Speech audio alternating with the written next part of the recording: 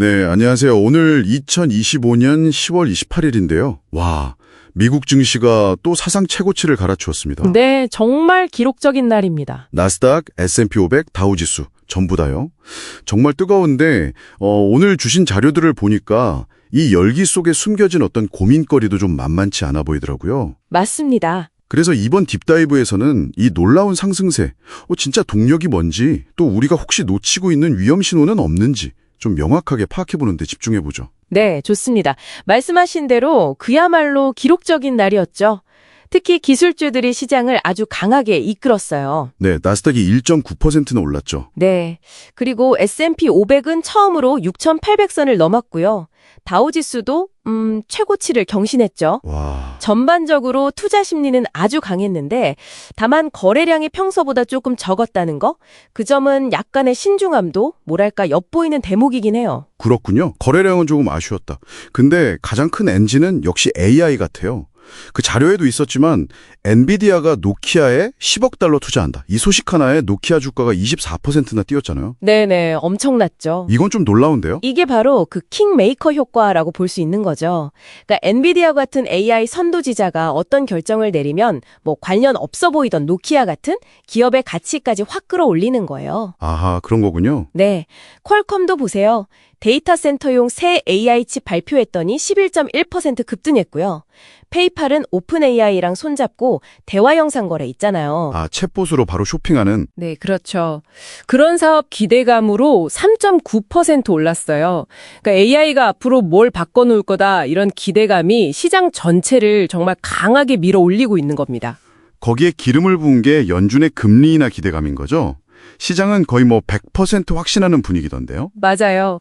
그 CME 세트워치 툴 그거 보면 시장 참여자들은 이번 달 FOMC에서 기준금리 25bp 그러니까 0.25%포인트 내릴 가능성 이걸 97.8%로 보고 있어요. 거의 100%네요. 네. 그리고 12월에 또 한 번 내릴 가능성도 92.8%. 이건 뭐 거의 기정사실로 받아들이는 거죠. 와, 금리가 낮아지면 아무래도 미래 이익의 현재 가치가 높아지잖아요.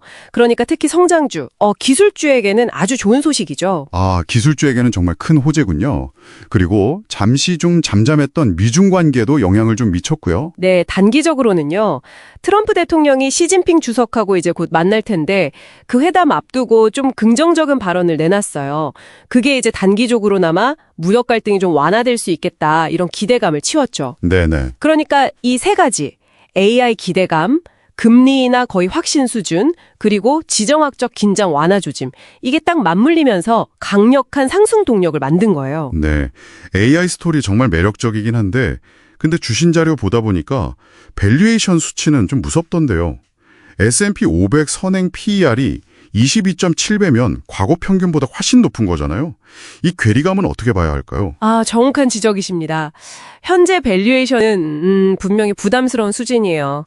12개월 예상 실적 기준 PER이 22.7배니까 이게 5년 평균이 한 19.9배 정도 되거든요. 네. 그리고 10년 평균은 18.6배 정도고요. 그것보다 훨씬 높죠.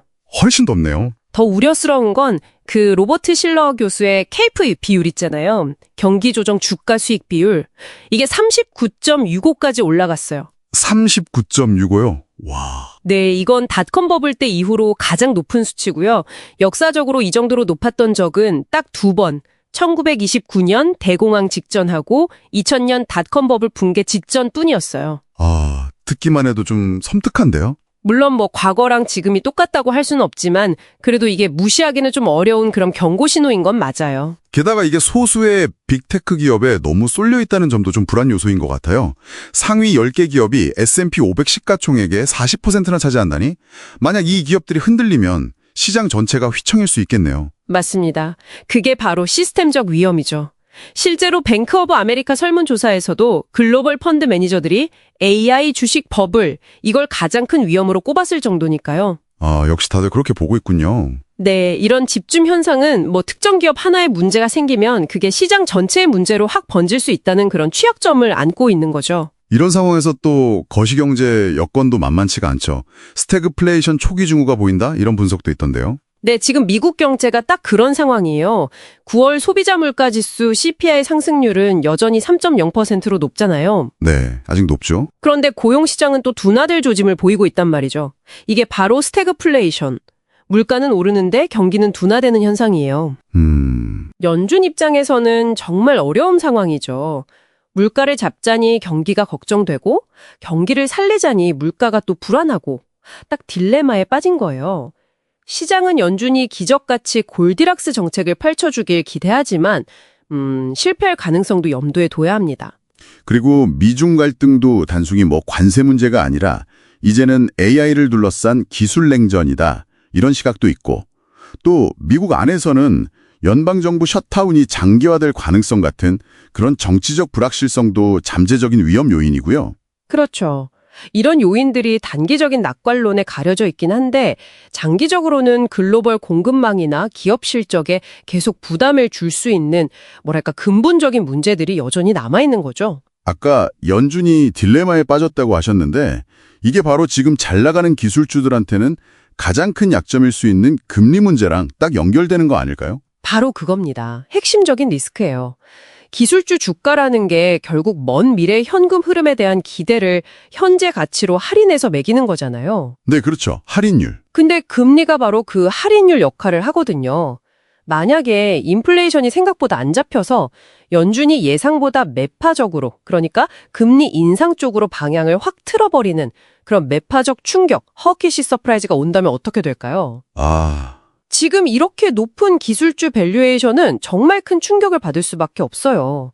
시장은 내년 금리 인하를 거의 확신하고 있지만 그 이후의 경로는 사실 아무도 장담 못하거든요. 그렇군요. 정말 정리해보면 한쪽에는 AI 혁명이라는 정말 거대한 기회가 있고 다른 한쪽에는 아슬아슬하게 높은 밸류에이션하고 불안한 거시경제라는 위험이 딱 버티고 있는 정말 외줄타기 같은 상황이네요.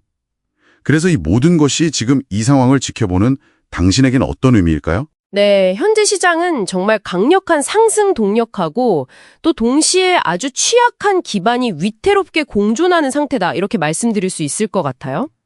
연준의 완벽한 정책, 지정학적 안정, 그리고 기술 기업들의 끊임없는 성과, 이런 이상적인 시나리오가 가격에 거의 다 반영되어 있는 거죠. 모든 좋은 기대가 다 들어가 있다. 네.